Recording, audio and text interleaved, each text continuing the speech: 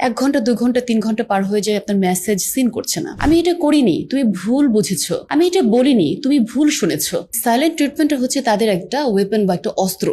একটা কাল্পনিক চরিত্র বা একটা গল্পের চরিত্র দিয়ে আজকে শুরু করছি। ফিহা ফিহা ভেবেছিল সে তার পছন্দের মানুষটাকে, তার ড্রিম পার্টনারকে পেয়ে গেছে। She got her mister perfect. শুরুর দিকে সবকিছু খুব চার্মিং ছিল।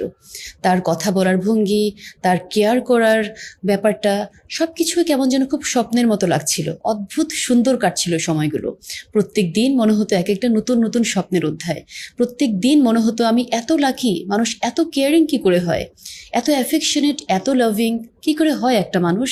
এই বুঝি আমি আমার স্বপ্নের পার্টনারকে পেয়ে গেলাম, এই বুঝি আমার মনের মানুষটাকে পেয়ে গেলাম।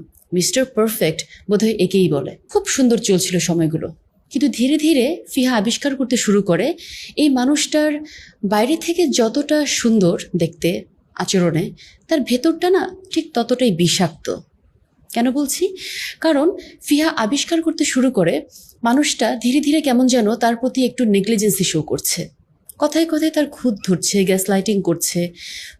ফিহা যখন তার কোনো অ্যাচিভমেন্ট বা মনের কোনো ফিলিংসের কথা প্রকাশ করছে, সাথে সাথে তাকে ডিসমিসড করে ফেলছে, অ্যাজ ইফ তার কোনো গুরুত্বই নেই, তার অনুভূতির কোনো দামই নেই।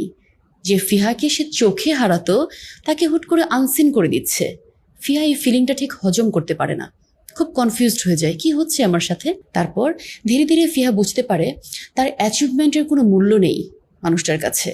আমার করা কোনো ভালো রেজাল্ট, আমার চাকরিতে প্রমোশন কেন যেন সে ঠিকঠাক হজম করতে পারছে না। আস্তে আস্তে ফিহা সম্পর্কটাতে এতটাই বিষিয়ে যায় বা বিষাক্ত অনুভব করে যে এই সম্পর্কটাকে কোনো রকম শুধু টেনে নিয়ে যাওয়াটাই ভীষণ রকমের স্ট্রাগলিং মনে হচ্ছিল। ফিহা বুঝতে পারে সে ভালো নেই, she is in the wrong place. বলছিলাম নার্সিসিস্ট পার্টনার প্রসঙ্গে। অনেকের সাথে হয়তো মিলে যাবে, তাই না? রিলেট করতে পারবেন অনেকে। নার্সিসিস্টিক একজন পার্টনার বা একজন নার্সিসিস্ট মানুষ কেমন হয়ে থাকেন নর্মালি?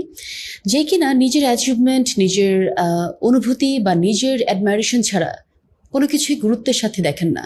অন্যের অনুভূতি বা ইমোশনাল নিডস তার কাছে কোনো ভ্যালু ক্যারি করে না বা গুরুত্ব বহন করে না। একজন মানুষ যে বিশ্বাসই করে পুরো পৃথিবী তাকে কেন্দ্র করে ঘুরছে, আপনার অনুভূতি বা আপনার ইমোশনাল নিডসের ভ্যালু সে কি করে দেবে বলেন? সো আপনার পার্টনার কি একজন নার্সিসিস্ট কিনা আইডেন্টিফাই করার বা সেটা বোঝার কয়েকটা বেসিক ওয়েজ আছে। আজকে সেগুলো নিয়ে কথা বলছি। প্রথমেই আসছে লাভ বম্বিং। লাভ বম্বিং, ভালোবাসার ঝর্ণাধারা, ঠিক আছে?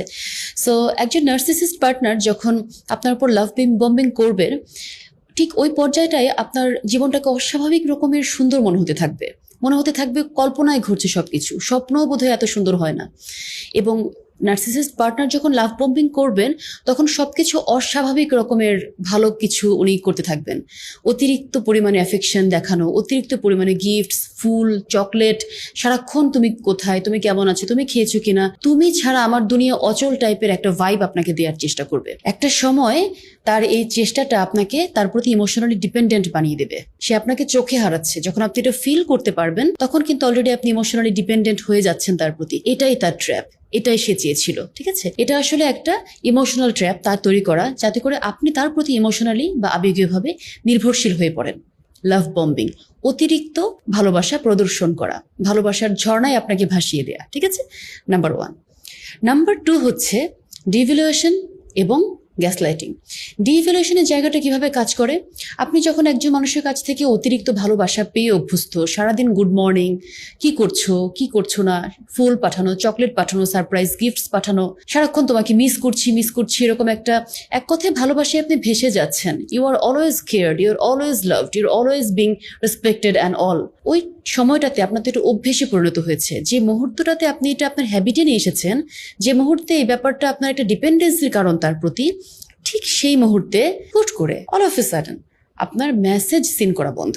সাথে সাথে আপনি আগে মেসেজ দিলে 0 সেকেন্ডের মধ্যে বা 1 সেকেন্ডের মধ্যে সেটা সিন হতো, রিপ্লাই চলে আসতো, কখনো কখনো হয়তো বা মেসেজের বদলে ফোনই চলে আসতো। বাট এখন 1 ঘন্টা 2 ঘন্টা 3 ঘন্টা পার হয়ে যায়, আপনার মেসেজ সিন করছে না। তার কাছে তুমি ইম্পর্টেন্স চাচ্ছেন, তাকে সে খেয়েছি কিনা জিজ্ঞেস করছেন, সে অ্যান্সার করছে না। ইনফ্যাক্ট কখনো কখনো এরকমও হয়, আপনি যদি তাকে একবারের জায়গায় 2বার কল দেন, তখন সে বিরক্ত হচ্ছে, এত কল দিচ্ছ কেন, বিরক্ত করো না তো, মিটিং এ আছি। তুমি না একটু বেশি অ্যাটেনশন সিকার, এত বেশি ডিমান্ডিং কেন তুমি, বুঝতে পারছেন? ঠিক এই জায়গাটাতে আপনাকে একটু ডিমিন করা হয়, একটু ছোট করে দেখা হয়, আপনি লো ফিল করতে শুরু করেন।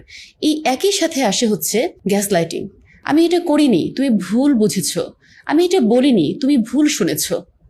তুমি সবসময় এরকমই করো আমার সাথে, তুমি নিজেকে শোধরাও না, তুমি পস্তাবে সামনে। এই জায়গাটাতে আমরা কনফিউজড হয়ে যাই, কি রে এতদিন তো মানুষটা খুব আমাকে ইমোশনালি বুঝতে পেরেছে, এখন কেন এই ধরনের কথাবার্তা বলছে? ওকে, আমারই হয়তো সমস্যা, হয়তো আমিই তাকে বুঝতে পারছি না। আচ্ছা, আমি কি ওভারলি ডিমান্ডিং হয়ে যাচ্ছি? আচ্ছা, আমি কি অতিরিক্ত বেশি তার কাছ থেকে এক্সপেক্ট করছি? এই জায়গাটা পার্টিকুলার, এই সেলফ ডাউটটা এসে আপনাকে দিতে চেয়েছে, পড়ে গেছেন ট্র্যাপে। আপনি কি করবেন, কি করবেন না, কোথায় যাবেন, কোথায় যাবেন না, কোন সার্কেলে মিশবেন কিংবা মিশবেন না, কোথায় কি পড়বেন বা পড়বেন না, কি খাবেন কি খাবেন না, সবকিছু তাদের দ্বারা কন্ট্রোলড থাকতে হয়। সবকিছুর মনিটরিং এর দায়িত্ব তাদের, সবকিছু তারা খুব ক্লোজলি অবজার্ভ করবেন। They are very observant and they are very detailed, ঠিক আছে? এবং তারা এটাকে কেয়ার হিসেবে দেখে, আমি তোমাকে কেয়ার করি, বাট এটার ভেতরে যেটা থাকে আপনার স্বাধীনতাকে পরিপূর্ণভাবে ইমপ্রেজেন্ট করে দেওয়া।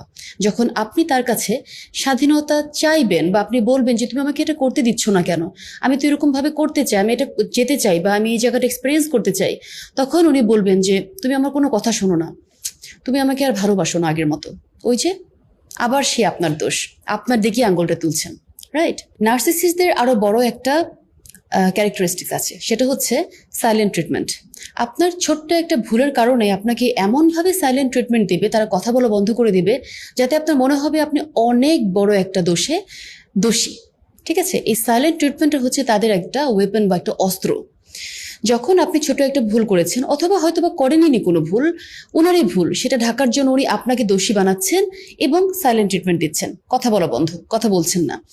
আপনি স্বাভাবিকভাবেই গিল্ট ফিল করবেন এবং আপনার এই ব্যাপারটা আপনি যখন তাকে বলবেন আমি তো দোষী না, আমাকে কেন তুমি দোষী সাব্যস্ত করছো বারবার, এই ব্যাপারটাও সে সহ্য করতে পারছে না। যখন তার ইগো হার্ট হচ্ছে কোনো কারণে, তখন সে আপনাকে কমপ্লিটলি কোল্ড বিহেভিয়ার করছে এবং কথা বলা বন্ধ করে দিচ্ছে। তখন আপনার ভেতরে কি হয় ভেবে দেখেন তো, একটু রিলেট করার চেষ্টা করেন, কি হয় আপনার ভেতরে?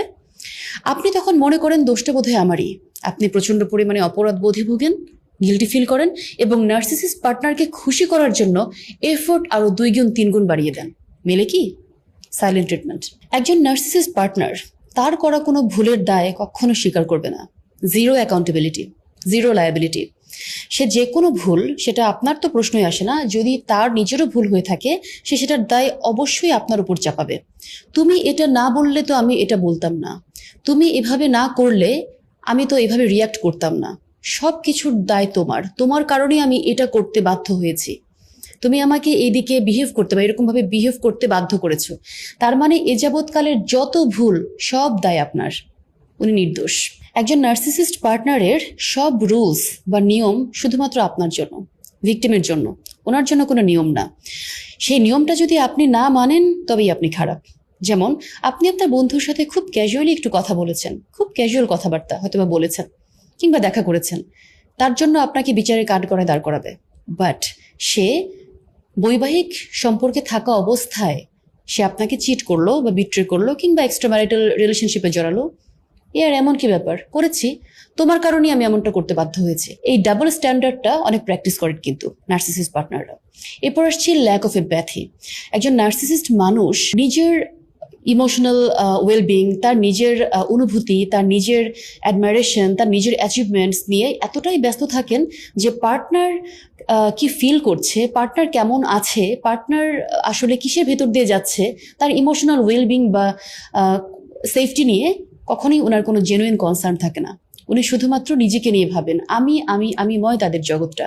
তাই তাদের ভিতরে একটা ল্যাক অফ এমপ্যাথি দেখা যায়। তাই বলছি, আপনি যদি একজন নার্সিসিস্ট পার্টনারের সাথে থেকে থাকেন, ভুলটা আপনার নয়, কখনোই আপনি এটা নিয়ে গিল্ট ফিল করবেন না যে দোষটা বোধহয় আমারই, দোষটা আপনার নয়, বরঞ্চ এটা তাদের বিহেভিয়ারাল প্যাটার্ন, এটা তাদের পার্সোনালিটি বা ব্যক্তিত্বের একটা ধরন বলতে পারেন, যেটার দায় আপনার নয়। সো আপনি কোন সম্পর্কে আছেন, কেমন আছেন, এটা ভেবে দেখা জরুরি, এবং এখানে যে আপনার কোনো দায় নেই এটা একসেপ্ট করাটা জরুরি। আদারওয়াইজ মেন্টালি এই ব্যাপারটা ধীরে ধীরে আপনাকে শেষ করে দিবে, ঠিক আছে?